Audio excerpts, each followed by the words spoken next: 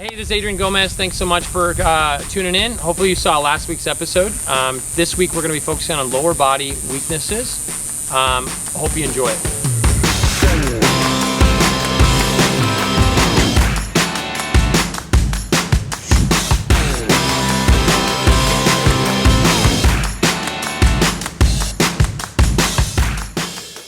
All right, guys, we're going to talk about the back leg squat. And the back leg squat has a lot to do with your power. It has a lot to do with the direction at where you're going towards the target.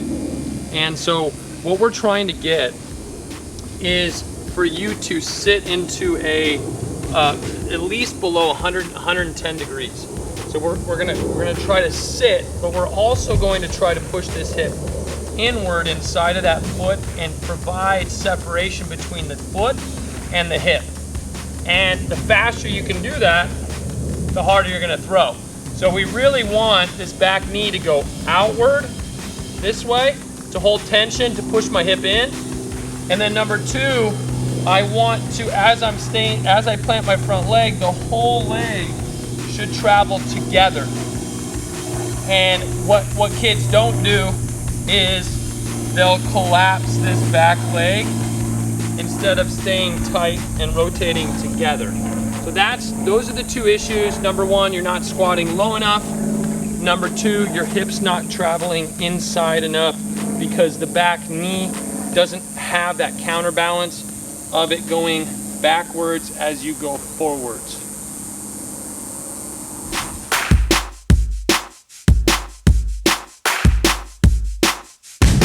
All right, hey, we're going to talk about the external rotation, which is a common weakness. We have a lot of people when they plant, they internally rotate. So go ahead and internally rotate your knee. So a lot of people will land with their knee inside their ankle, then it has to shift all the way over the ankle in order to come back and throw the ball. So we want that front leg to stiffen up. So we have two issues. Number one, the knee's too far inside. So go ahead and put your knee inside and then bring it back. So part of it is weakness in the glute. Okay, and then number two, go ahead and go down in here. A lot of times the angle at which they plant, it's below 100 and 130. It needs to be upwards of 135 at plant leg. So this got to tighten up so that my chest can come through. Go ahead and try that. Knees tightening up, chest is going to go through. Knees tightening up, chest is going to go through. So there should be those two issues, both internally rotated, needs to be externally rotated. Number two, that angle at foot strike needs to be above 135 degrees. Those are the two big ones of that front leg. Booyah!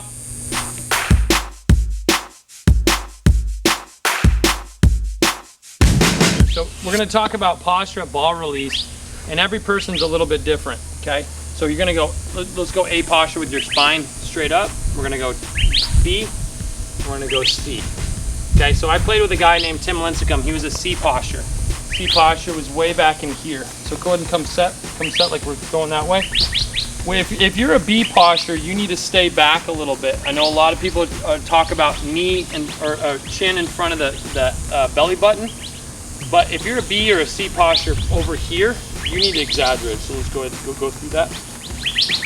You need to exaggerate that chest backwards to provide room for my spine to throw with. Go do that again. Step back, drive. Beautiful, good. Okay, so if I'm here and then all of a sudden I have to make this huge spine shift to be able to rotate, I'm taking away from how quickly I rotate just by changing the axis.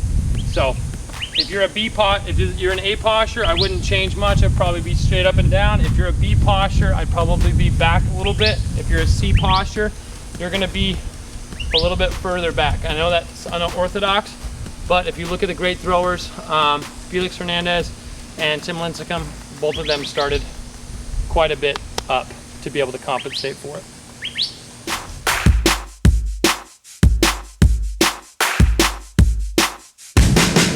All right, guys, we are on our final one for the lower body, which is stride angle, okay? So if you're missing up, if you have a high elevation fastball, that's one of our biggest weaknesses. Let's start out with our stride angle kind of short and right here, I'd probably measure that about 86 degrees, so a little bit wider. We want to be around 110 or more. Go get into this toe a little bit more, into that toe, and go a little bit further. Yeah, there we go. So this is ideally, we want to be right around our height. Okay, so stride angle needs to be about 110 plus, okay? And then, go ahead and come back and relax. So what this helps us do is it incorporates a longer period of time where I can push with my back leg. And number two, it allows me to stop at a better angle when I plant my front leg. Both of those two things are power, and it has to do with this stopping so I can accelerate my chest and this back leg will come off, okay? If I stride too short, I get a lot of this stuff where I'm going around, or my back leg just kind of comes up and down and I don't have a lot of power through that ball. So, hey, thanks for tuning in today. We covered our lower body weaknesses. Hope you enjoyed it. Hope you learned something. On our next video, we're going to be covering our upper body weaknesses. There's a lot more of them, a little bit more complicated. Hope to see you next time. Let's fix those weaknesses.